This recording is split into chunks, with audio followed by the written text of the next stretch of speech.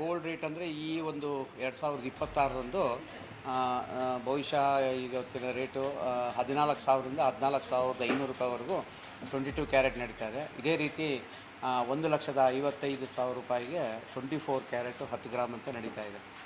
ಎಲ್ಲೋ ಒಂದು ಕಡೆ ಅನಿಸುತ್ತೆ ಕಳೆದ ಬಾರಿ ಈ ಒಂದು ಅಕ್ಷಯ ತದಿಗೆಗೆ 8,500ರಿಂದ 9,000 ರೂಪಾಯಿ ಗೋಲ್ಡ್ ರೇಟ್ ನಡೀತಾ ಇತ್ತು. ಬೆಳ್ಳಿ ಬಂದು 90ರಿಂದ 95,000 ರೂಪಾಯಿ ನಡೀತಾ ಇತ್ತು. ಸೊ ಈಗ ಬೆಳ್ಳಿನೂ ಕೂಡ 2,50,000 ರೂಪಾಯಿ ಕೆ ಜಿಗೆ ದಾಟಿದೆ. ಎಲ್ಲೋ ಒಂದು ಕಡೆ ತೊಗೊಳೋರಿಗೆಲ್ಲೋ ಒಂದು ಕಡೆ ಹೊರೆ ಆಗುತ್ತೆ ಅಂತೇಳಿ ಈ ಮೂಲಕ ನಿಮ್ಮ ಮಾಧ್ಯಮಕ್ಕೆ ಹೇಳಲಿಕ್ಕೆ ಇಷ್ಟಪಡ್ತಾ ಇದ್ದೀನಿ. ಯಾಕಂದರೆ ಕಳೆದ ಬಾರಿಗೂ ಈ ಬಾರಿಗೂ 1,50,000 ಲಕ್ಷ ರೂಪಾಯಿ ಬೆಳ್ಳಿ ಕೆ ಜಿನಲ್ಲಿ ಜಾಸ್ತಿ ಆಗಿದೆ. ಬಂಗಾರ ಅಂತೂ ಕನಿಷ್ಠ 1.5% ಕೂಡ ಜಾಸ್ತಿ ಆಗಿದೆ.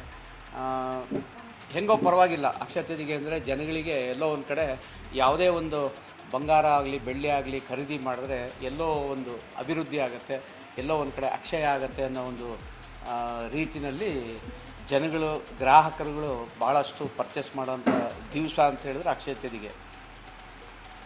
ಸೊ ಇನ್ನೂ ಹೇಳಬೇಕು ಅಂತ ಹೇಳಿದರೆ ಈ ಸಲ ಏನಾಗಿದೆ, ನಿಮ್ಮ ಒಂದು ಏನು ಅಮೆರಿಕ ಮತ್ತು ಇರಾಕ್ ನಡುವೆ ವಾರ್ ನಡೀತಾ ಇದೆಯಲ್ಲ, ಈ ವಾರಿನ ಒಂದು ಅವರ ಒಂದು ವಾರಲ್ಲಿ ಏನಾಗಿದೆ ಬಂಗಾರದ ರೇಟ್ಗಳು ಹೆಚ್ಚಾಗ್ತಾ ಇದೆ. ಸೊ ಅದೇ ರೀತಿ ಈ ನಮ್ಮ ಇಂಡಿಯಾದಲ್ಲೂ ಕೂಡ ಕಳೆದ ಒಂದು ತಿಂಗಳಿಗೆ ಹೋಲಿಸಿದರೆ ಬಂಗಾರ 1,80,000 ರೂಪಾಯಿ 24 ಕ್ಯಾರೆಟ್ ಆಗಿತ್ತು. ಅದೀಗ 1,55,000 ರೂಪಾಯಿ ಬಂದು ನಿಂತಿದೆ. ಅದೇ ರೀತಿ ಬೆಳ್ಳಿನೂ ಕೂಡ 3,85,000ರಿಂದ 4 ಲಕ್ಷವರೆಗೂ ಹೋಗಿತ್ತು. ಅದೀಗ 2,50,000 ಬಂದು ನಿಂತಿದೆ. ಎಲ್ಲೋ ಒಂದು ಕಡೆ ಮಿಡಲ್ ಈಸ್ಟ್ ಏನು ಆ ಕಡೆ ಮಿಡಲ್ ಈಸ್ಟ್ನವ್ರು ಏನು ಮಾಡ್ತಾರೆ, ಒಂದು ನಿಟ್ಟಿನಲ್ಲಿ ನಿಮಗೆ ಬಂಗಾರದ ರೇಟು ಸ್ವಲ್ಪ ಕಮ್ಮಿ ಆಗಿದೆ. ಇನ್ನೂ ಹೇಳಬೇಕು ಅಂದರೆ ಚೈನಾ ಮತ್ತು ಆ ಕಡೆ ರಷ್ಯನ್ ಕಂಟ್ರೀಸ್ನವರು ಗೋಲ್ಡನ್ನು ಕೂಡ ಮೊನ್ನೆ ರಿಲೀಸ್ ಮಾಡಿದ್ದಾರೆ. ಸೊ ಹಾಗಾಗಿ ಎಲ್ಲೋ ಒಂದು ಕಡೆ ನಮಗೆ ಸ್ಟೇಬಲ್ ಆಗಿದೆ ಅಂತ ಹೇಳಲಿಕ್ಕೆ ಇಷ್ಟಪಡ್ತಾ ಇದ್ದೀನಿ. ಸೊ ಅದನ್ನು ಕಂಪೇರ್ ಮಾಡಿದ್ರೆ ಎಲ್ಲೋ ಒಂದು ಕಡೆ ಬಂಗಾರನ ಸಾಕಷ್ಟು ಮಟ್ಟಕ್ಕೆ ಖರೀದಿ ಮಾಡ್ಬೋದು ಗ್ರಾಹಕರು. ತುಂಬ ಏನು ಜಾಸ್ತಿ ಅನ್ನೋದೇನಿಲ್ಲ. ಗೋಲ್ಡು 15,000 ರೂಪಾಯಿ ಚಿಲ್ಲರೆ ಆಗಿದೆ, ಬೆಳ್ಳಿ 2.5 ಲಕ್ಷ ಆಗಿದೆ ಕೆ ಜಿಗೆ. ಆ ಒಂದು ಪ್ರಮಾಣ ನೋಡಿದ್ರೆ ಎಲ್ಲೋ ಒಂದು ಕಡೆ ಸಣ್ಣ ಪುಟ್ಟದಾಗ ಪರ್ಚೇಸ್ ಮಾಡ್ಬೋದು. ಈ ವರ್ಷದ ಒಂದು ಅಕ್ಷಯ ತದಿಗೆ ಟ್ರೆಂಡ್ ಹೇಗಿದೆ ಅಂತ ಹೇಳಿದ್ರೆ ಅದೇ ಜನ ಎಲ್ಲೋ ಒಂದು ಕಡೆ ಇನ್ನೂ ವೆಯ್ಟ್ ಮಾಡ್ತಾ ಇದ್ದಾರೆ. ಎಲ್ಲ ಬಂಗಾರದ ರೇಟ್ ಏನಾರ ಕಮ್ಮಿ ಆಗತ್ತೇನೋ, ಕಮ್ಮಿ ಆದ ನಂತರ ಏನಾರ ನಾವು ಪರ್ಚೇಸ್ ಮಾಡ್ಬೋದೇನೋ ಅಂತ.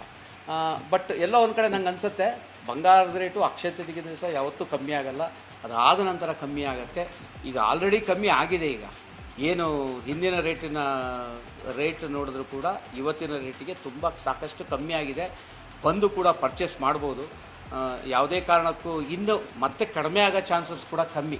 ಸೊ ಒಂದು ಹಾಗೆ ನಿಮಗೆ ಬಯಸ್ಲಿಕ್ಕೆ ಇಷ್ಟಪಡ್ತಾ ಇದ್ದೀನಿ. ಈಗ ಆಲ್ರೆಡಿ ಕಮ್ಮಿ ಆಗಿದೆ. ಇನ್ನು ಕೆಲವರು ಪರ್ಚೇಸ್ ಮಾಡೋರು, ಈಗ ಮದುವೆ ಸೀಸನ್ ಕೂಡ ಇದೆ. ಯಾವತ್ತು ಅಕ್ಷಯ ತದಿಗೆ ಟೈಮಲ್ಲಿ ಮದುವೆ ಸೀಸನ್ ಕೂಡ ಇರ್ತದೆ. ಆ ಮದುವೆ ಸೀಸನಲ್ಲೂ ಸಾಕಷ್ಟು ಬಂಗಾರಗಳನ್ನು ಖರೀದಿ ಮಾಡಲಿಕ್ಕೆ ಜನ ಮಾಡಲೇಬೇಕು, ಏನೂ ಮಾಡೋಕ್ಕಾಗಲ್ಲ, ಅನಿವಾರ್ಯ. ಯಾರದೇ ಒಂದು ಮದುವೆ ಅಂತ ಹೇಳಿದ್ರು ಕೂಡ ಕನಿಷ್ಠ ಒಂದು ತಾಳಿ ಸರ ಆಗಿರ್ಬೋದು, ತಾಳಿ ಆಗಿರ್ಬೋದು, ಉಂಗುರ ಆಗಿರ್ಬೋದು, ಈ ರೀತಿ ಮಿನಿಮಮ್ ರಿಕ್ವೈರ್ಮೆಂಟ್ಸ್ ಇರುತ್ತೆ. ಸೊ ಆ ಒಂದು ವಿಚಾರದಲ್ಲಿ ಹೋದರೂ ಕೂಡ ನಿಮಗೆ ಎಲ್ಲೋ ಒಂದು ಕಡೆ ಸ್ಟೇಬಲ್ ಆಗಿದೆ ಗೋಲ್ಡ್ ರೇಟ್. ಮತ್ತೆ ಮುಂದೆ ಹೇಳಲಿಕ್ಕೆ ಬರಲ್ಲ ಏನಾಗುತ್ತೆ ಏನು ಅನ್ನೋದು ಕೂಡ. ಬಂಗಾರ ಮುಂಚೆ ಬಾಂಬೆ ಬುಲಿಯನ್ ಮಾರ್ಕೆಟ್ ಅಂಥೇಳಿ ನಮ್ಮ ಇಂಡಿಯಾದಲ್ಲೇ ಗೋಲ್ಡ್ ರೇಟು ಏನು ಹೊರದೇಶದಲ್ಲಿ ಬಂಗಾರದ ರೇಟ್ ಫಿಕ್ಸ್ ಆಗುತ್ತಲ್ಲ, ಅದು ನಮ್ಮ ಬಾಂಬೆ ಬುಲಿಯನ್ ಮಾರ್ಕೆಟ್ ಅಂತ ಹೇಳಿ ನಮ್ಮಲ್ಲೇ ಒಂದು ರೇಟ್ ಫಿಕ್ಸ್ ಮಾಡೋರು. ಈಗೇನಾಗಿದೆ ಇಂಟರ್ನ್ಯಾಷನಲ್ ಮಾರ್ಕೆಟ್ ಮಾಡಿದ್ದಾರೆ. ಏನು ಚಿನ್ನವನ್ನು ನೀವು ಏನೇ ಒಂದು ರೇಟ್ ಕೂಡ ಲಂಡನ್ನಲ್ಲಿ ಗೋಲ್ಡ್ ರೇಟ್ ಫಿಕ್ಸ್ ಆಗ್ತದೆ. ತದನಂತರ ಅಮೆರಿಕನ್ ಡಾಲರ್ಸಿಗೆ ಕನ್ವರ್ಟ್ ಮಾಡಿ ಇಂಡಿಯನ್ ರುಪೀಸಿಗೆ ಕನ್ವರ್ಷನ್ ಮಾಡೋದ್ರಿಂದ ಬಂಗಾರದ ರೇಟ್ ನಾಳೆ ಏನಾಗ್ಬೋದು ನಾಡ್ದು ಏನಾಗ್ಬೋದು ಅನ್ನೋದು ಗೊತ್ತಾಗೋದಿಲ್ಲ. ಸೊ ಅದೇ ಎಲ್ಲೋ ಒಂದು ಕಡೆ ಅಕ್ಷಯ ತದಿಗೆ ಅಂದ ತಕ್ಷಣ ಎಲ್ಲೋ ಜನಗಳಿಗೆ ಯಾವುದೇ ಒಂದು ಮುಂದಿನ ದಿನಗಳಲ್ಲಿ ಇನ್ನೇನಾಗುತ್ತೆ ಅಂತ ಗೊತ್ತಾಗಲ್ಲ. ಆ ನಿಟ್ಟಿನಲ್ಲಿ ಅಕ್ಷಯ ತದಿಗೆಗೆ ನೀವೆಲ್ಲ ಬಂಗಾರ ಖರೀದಿ ಮಾಡಿರಿ, ಒಳ್ಳೆಯದಾಗಲಿ, ಚೆನ್ನಾಗಾಗಲಿ ಅಂತ ಹೇಳ್ತಾ ನನ್ನೊಂದು